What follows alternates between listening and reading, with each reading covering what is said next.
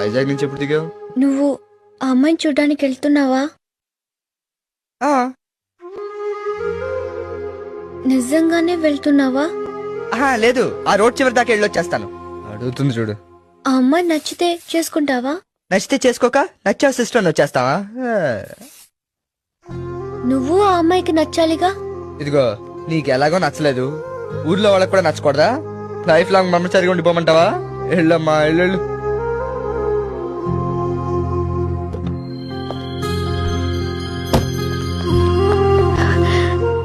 రాధా, ఏంటి?